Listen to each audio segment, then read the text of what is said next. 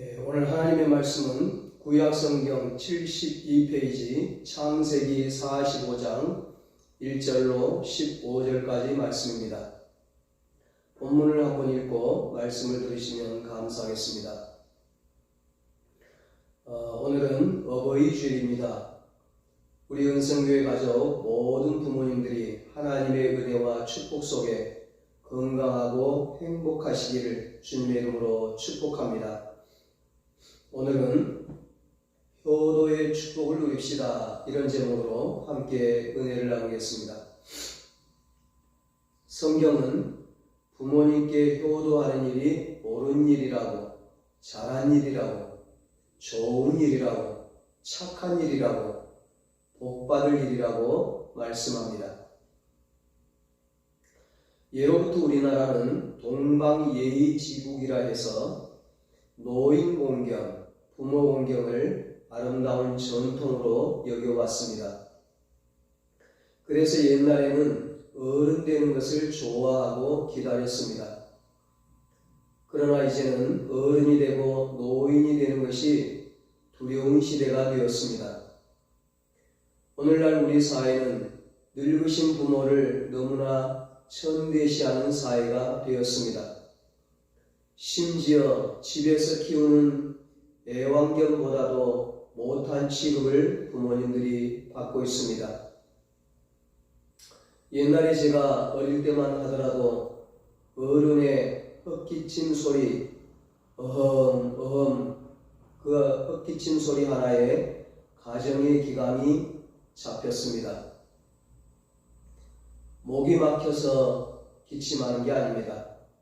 감기 때문에 하는 기침도 아닙니다. 헛기침은 내가 지금 여기 있다는 어른의 존재를 알려주는 신호입니다. 방에서 밖으로 나오시며 어흠 합니다. 어른이 나온다는 신호이죠. 밖에서 방 안으로 들어오시며 어흠 합니다. 어른이 들어온다는 신호입니다. 동네 골목길을 가다가 사람이 보인다 싶으면 어흠 합니다. 어른이 지나간다는 신호입니다. 이 헛기침 소리 한 번에 시끌벅적하던 아이들이 조용해집니다. 부부가 언쟁을 하다가도 어흠 소리 한 번 나면 깜짝 놀라서 싸움 끝입니다. 밖에서 어른이 헛기침 한 번 하시면 방 안에 있던 식구들 다 일어나 나와서 문을 열어드립니다. 혹시 삼촌이 밖에서 한잔하고 비틀거리며 들어오다가도 안에서 들리는 할아버지의 어흠 소리 한 번에 술이 확 깨고 정신이 번쩍 들었습니다. 헛기침 한 번에 가정의 어지러움이 다 물러가고 질서가 잡히는 거죠. 우리 하나님은 어지러움의 하나님이 아니시오 질서의 하나님이십니다. 나라가 통치력을 상실하고 공권력이 무너지고 질서가 없이 혼란에 빠지면 나라가 망하는 것입니다. 가정도 마찬가지입니다. 가정의 질서가 무너지면 망하는 것입니다. 아버지의 헛기침에 질서가 잡혀야 합니다. 그 헛기침 한 번에 자녀가 밤늦게 들어오지 않고 아이들이 함부로 경거망동하지 않는 것입니다. 그래야 그 가정이 소망이 있고 행복한 가정이 되는 것입니다. 그렇게 헛기침이 통하던 시대는 어른의 시대였습니다. 어른이 집안의 중심이었고 모든 일을 어른 위주로 해야 했습니다. 밥도, 반찬도, 일도, 잔치도, 집안의 모든 행사가 다 어른 중심이었습니다. 그런데 언제부터인지 아이들의 시대가 되었습니다. 가정마다 아이를 하나나 둘을 낳아놓고는 그 아이들을 집안의 어른으로 모셨습니다. 모든 것이 아이들 중심으로 이루어집니다. 부모는 오직 아이들을 위해 일하고 생활합니다. 오늘날에는 아이들이 집안의 왕입니다. 노인과 부모는 더 이상 집안의 어른 취급 안 합니다. 어른들은 이제 골방 신세가 되어갑니다. 헛기침을 하여 가정의 기강을 세우는 것이 아니라 어른이 되면 그저 조용히 있어야 눈치밥 안 먹고 밥 한 술 얻어먹는 안타까운 시대가 되었습니다. 하지만 예나 지금이나 우리의 부모님은 마땅히 공경받아야 합니다. 옛날 전해져 내려오는 이야기입니다. 한 번은 임금님이 행차를 하십니다. 사람들이 길에 서서 구경을 합니다. 이때 유독 임금님의 눈에 띈 한 청년이 있었습니다. 병드신 어머니를 업고 땀을 뻘뻘 흘리면서 임금님 오시는 길에서 기다리고 있는 겁니다. 임금님은 행차를 멈추게 하고 그 청년에게 물었습니다. 너는 어째서 그 노인을 등에 업고 있느냐? 청년이 대답합니다. 이 노인은 제 어머니입니다. 어머니께서 돌아가시기 전에 임금님을 꼭 한번 뵙고 싶다고 해서 모시고 왔습니다. 임금님은 크게 칭찬하며 후한 상금을 주었습니다. 얼마 후에 다시 황궁하기 위해서 그 길을 돌아오고 있습니다. 역시 똑같은 모습을 한 청년이 있었습니다. 그래서 임금님이 이 마을에는 효자가 많이 사는가 보다. 그리고 그 청년에게도 후한상을 내렸습니다. 이때 구경꾼 하나가 큰 소리로 말합니다. 아니옵니다. 이놈은 부효자식입니다. 임금님께 상 받으려고 효자 흉내를 냈을 뿐입니다. 이 말을 들은 임금님의 말씀이 기가 막힙니다. 효도는 너무도 귀한 것이기에 흉내라도 내야 하느니라. 이 말에 부효 청년이 깨닫고 진짜 효자가 되었답니다. 맞습니다. 효도는 너무도 귀한 것이기에 억지로 흉내라도 내야 합니다. 억지로라도 하다 보면 진짜 효자가 됩니다. 더욱이 복까지 받을 수 있으니 얼마나 좋은 것입니까? 성경은 약속합니다. 부모를 공경하는 자는 땅에서 잘되고 장수한다고. 그러면 이제 어떻게 효도할까요? 성경에는 효자, 효부들이 많이 나옵니다. 대표적인 효자, 효부가 요셉과 룻일 것입니다. 오늘은 요셉의 효도를 생각해 보겠습니다. 요셉은 어려서부터 마지막까지 부모를 잘 공경한 효자 중에 효자였습니다. 과연 요셉은 부모에게 어떻게 효도했을까요? 무엇보다도 요셉은 부모님을 기쁘게 해드림으로 효도하였습니다. 요셉은 어린 시절부터 부모님을 기쁘게 해드려 채색 옷을 입고 편애를 받을 만큼 아버지의 마음을 기쁘게 해준 아들입니다. 오늘 본문에도 보면 요셉은 자신을 죽이려 하다가 노예로 팔아버린 형들을 22년 만에 만났지만 미워하지 않고 복수하지 않고 다 용서합니다. 오히려 두려워하는 형들을 안심시킵니다. 이제는 아버지를 모시고 내려와 자기와 함께 행복하게 살자고 당부했습니다. 이러한 요셉을 볼 때 아버지 야곱으로서는 기쁘지 않을 수 없었을 것입니다. 무엇보다도 요셉이 애굽의 총리가 되었으므로 아버지 야곱의 말년은 아들 덕에 평화롭고 행복하게 보낼 수 있었습니다. 실로 요셉은 아버지 야곱에게 크나큰 기쁨을 안겨드렸던 아들입니다. 여러분, 자식이 부모에게 효도하는 방법 중에 제일 큰 효도는 부모님의 마음을 기쁘게 해드리는 것입니다. 이것보다 큰 효도가 없을 것입니다. 그래서 성경에 내 부모를 즐겁게 하며 너를 낳은 어미를 기쁘게 하라고 잠언 23장 25절에 말씀합니다.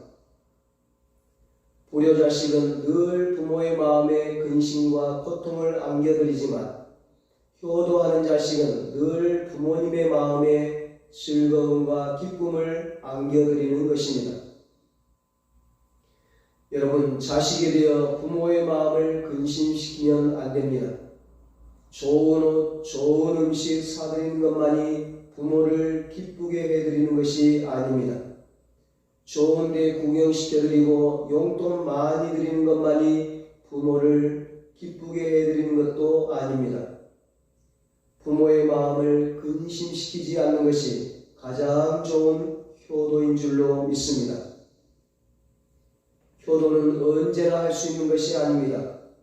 효도는 시간의 제한을 받습니다. 부모님이 돌아가시면 더 이상 효도할 기회가 없습니다. 그때는 부모님께 더 효도하지 못한 것이 얼마나 아쉬운지 모릅니다. 부모님이 돌아가시고 난 다음에 효도 못한 것 후회하면서 울고불고 호화스러운 묘지 만들어드리고 하지 말고 부모님 살아계실 때 기쁘게 해드리십시오. 둘째로, 요셉은 부모님께 순종함으로 효도했습니다. 요셉이 어릴 때 형들이 자기를 얼마나 미워하고 시기하고 왕따시키고 그래서 기회만 생기면 해치려고 하고 죽이려고 했는가를 다 압니다. 그러나 아버지 야곱이 들에서 양을 치고 있는 형들에게 점심을 갖다 주라고 도시락 싸서 심부름 보냈을 때 요셉은 망설이지 않고 순종합니다.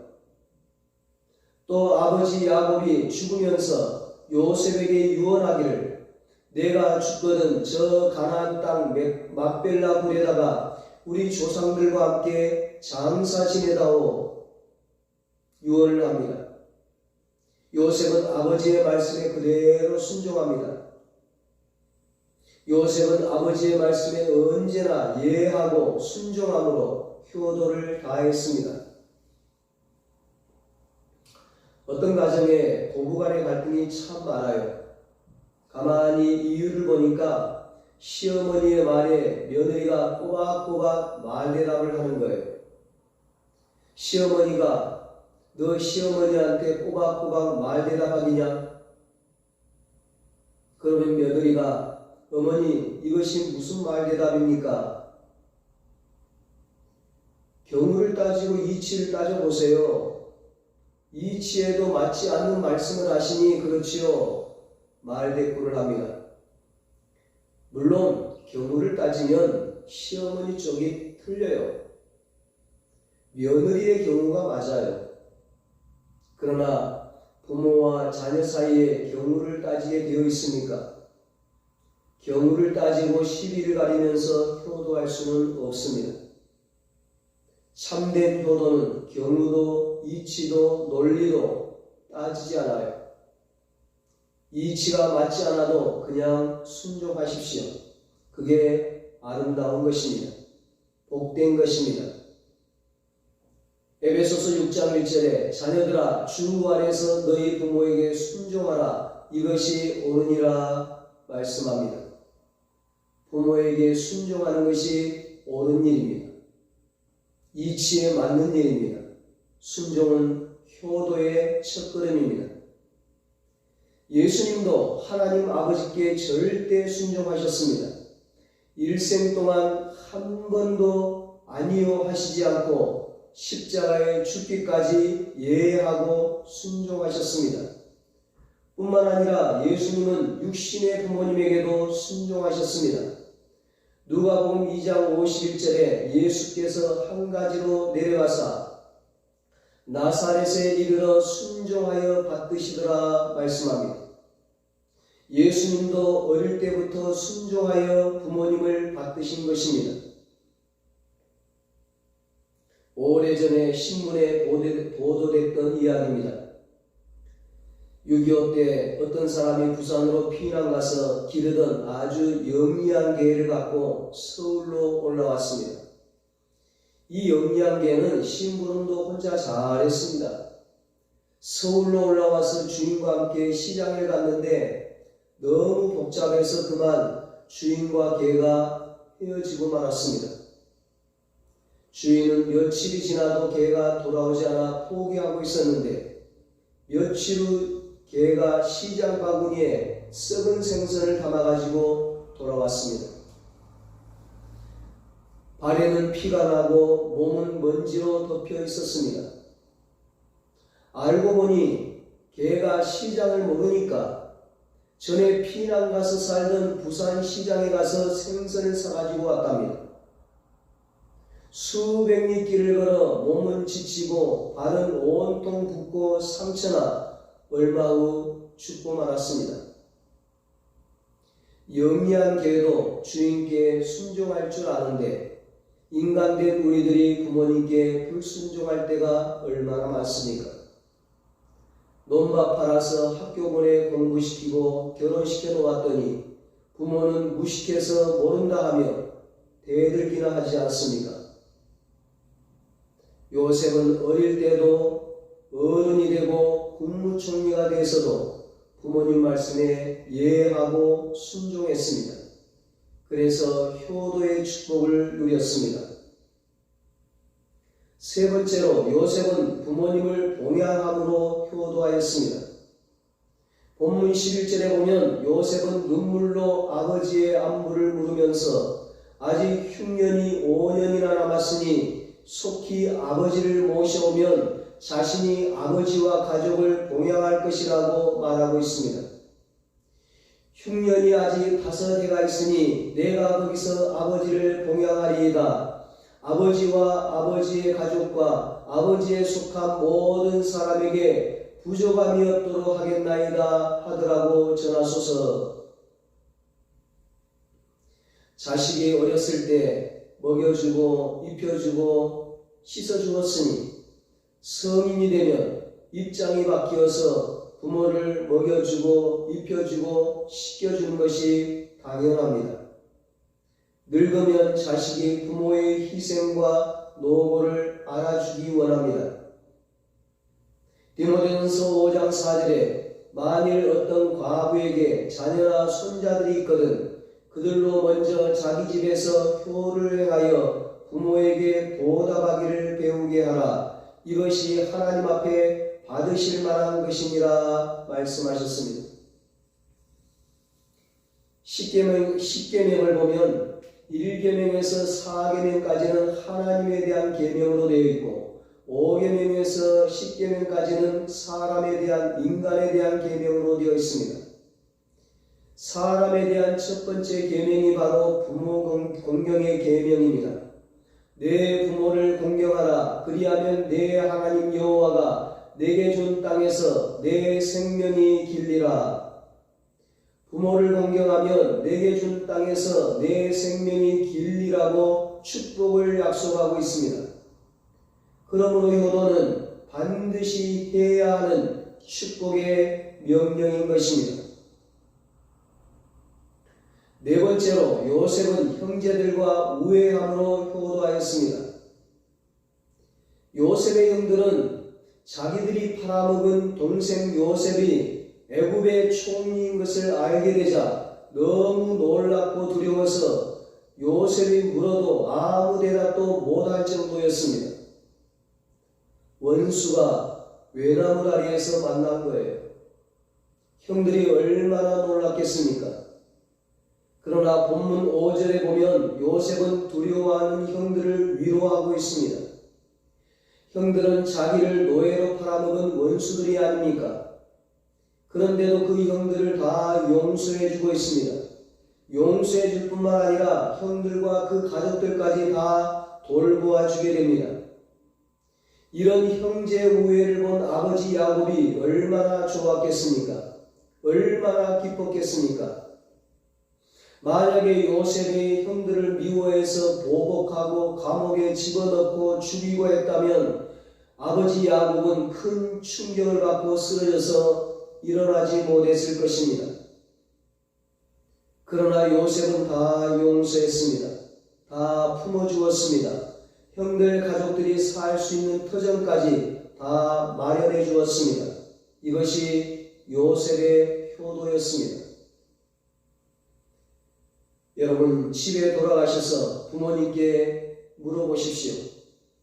부모님이 가장 바라시는 것이 무엇입니까? 하고 틀림없이 너희 형제끼리 서로 우애하는 것이라고 대답할 것입니다.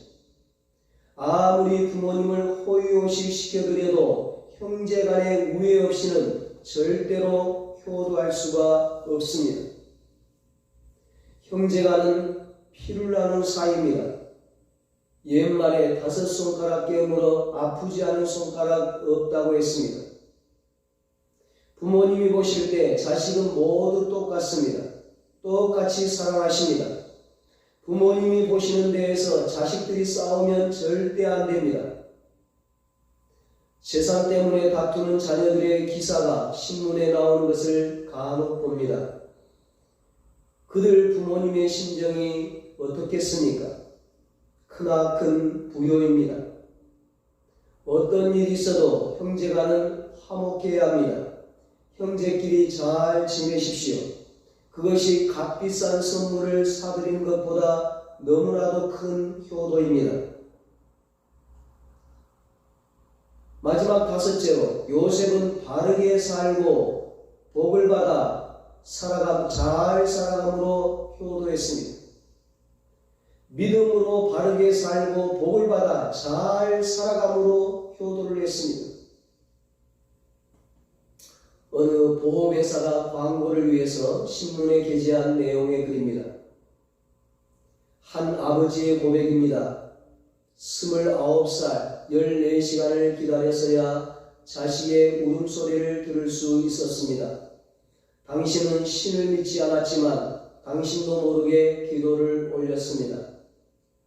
37, 자식이 초등학교에 들어가 상을 탔습니다. 당신은 액자를 만들어 가장 잘 보이는 곳에 걸어두었습니다. 아직도 당신의 방에는 누렇게 바랜 액자가 걸려 있습니다. 43, 일요일 아침 모처럼 자식과 뒷산 약수터로 올라갔습니다. 이웃 사람들은 자식이 아버지를 닮았다며 인사를 건넸습니다. 당신은 괜히 기분이 좋았습니다. 48, 자식이 대학시험을 보러 갔습니다. 당신은 평소와 다름없이 출근했지만 하루 종일 일이 손에 잡히지 않았습니다. 50, 자식이 첫 월급을 타서 네일을 사왔습니다. 당신은 쓸데없이 돈을 쓴다고 나무랐지만 밤이 늦도록 그 네일을 입어보고 또 입어봤습니다. 61, 딸이 시집가는 날이었습니다. 딸은 도둑 같은 사위 얼굴을 쳐다보며 한박 웃음을 피웠습니다. 당신은 나이 들고서 처음으로 눈시울이 붉어졌습니다. 오직 하나, 자식 잘되기만을 바라며 살아온 한평생.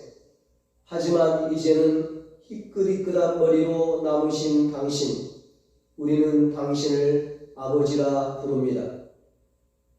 한 어머니의 고백입니다. 21, 당신은 고개를 2개 넘어 얼굴도 본 적이 없는 김씨댁의 큰아들에게 시집을 왔습니다. 26, 시집 온 지 5년 만에 자식을 낳았습니다. 당신은 그제서야 시댁 어른들한테 며느리 대접을 받았습니다.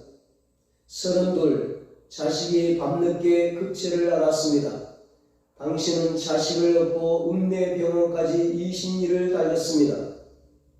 40, 그의 겨울은 유난히 추웠습니다.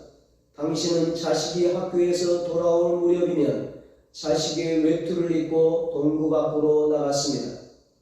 그리고 자식에게 당신의 체온으로 덮여진 외투를 입혀주었습니다.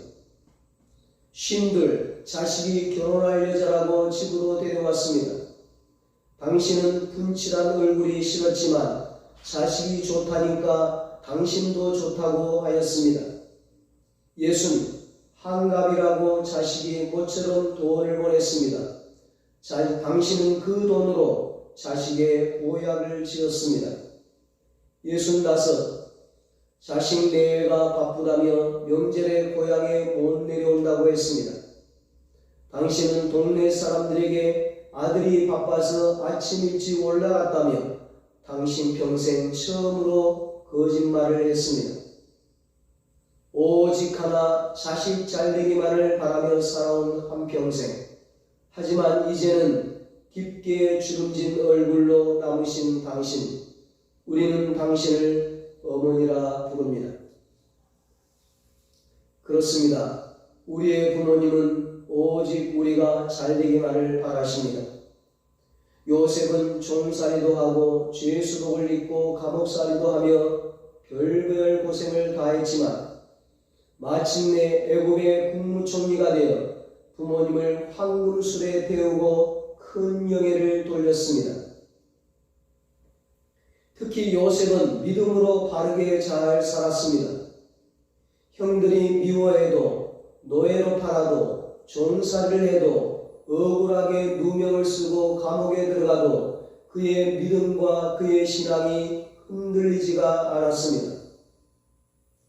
요셉이 보디발의 집에서 종살이할 때도 감옥에 있을 때도 성실하게 잘 살았던 것은 하나님이 나와 함께 하신다는 믿음 때문이었습니다. 하나님이 다 알고 계신다는 것입니다. 하나님이 다 보고 계신다는 것입니다. 하나님이 모든 것을 합력하여 선을 이루실 것이라는 믿음이 요셉에게 있었습니다. 어떤 상황에서도 하나님에 대한 믿음이 흔들리지 않습니다. 60만이 아닌 영육간의 복을 받고 사는 삶, 영혼이 잘된 같이 범사가 잘되고 강건하게 살아가는 삶, 바로 이것이 요셉의 놀라운 효도였습니다. 자녀가 영육간의 복을 받고 잘 사는데 기뻐하지 않을 부모가 어디 있겠습니까? 부모님은 자식이 믿음으로 살고 하나님의 영광을 드러내며 사회에서 영향력을 끼치며 살아갈 때 크게 기뻐하십니다. 요셉의 효성은 그와 그의 가문의 복이 되었습니다. 오늘 우리들도 요셉과 같은 효성으로 먼저 하나님 아버지를 잘 공경하고 또한 육신의 부모님께 효도함으로 영혼이 잘된 같이 범사가 잘되고 강건하게 되는 복을 누리고 가문의 큰 복이 되시기를 예수님의 이름으로 축원합니다. 기도하겠습니다. 하나님 아버지, 부모 공경을 하면 복을 주겠다는 하나님의 말씀에 순종하게 하여 주시옵소서. 요셉처럼 부모님을 기쁘시게 해드림으로 효도하게 하여 주시옵소서. 부모님께 순종함으로 효도하게 하여 주시옵소서. 부모님을 잘 봉양함으로 효도하게 하여 주시옵소서. 형제들과 우애함으로 효도하게 하여 주시옵소서. 믿음으로 바르게 잘 살고 복을 받아 살아감으로 효도하게 하여 주시옵소서. 그래서 우리 은성의 모든 가족들이 효도의 축복을 누리게 하여 주시옵소서. 이제는 우리 주 예수 그리스도의 무한하신 은혜와 하나님 아버지의 사랑하심과 성령님의 이루하시고 교통하시고 영원토록 함께 하시는 은혜가 효도의 축복을 누리며 살기로 다짐하는 사랑하는 모든 성도들과 저들의 가정과 자녀들과 사업과 직장 위에 이 나라 이 민족 위에 이제로부터 영원토록 함께 있을지어다. 아멘.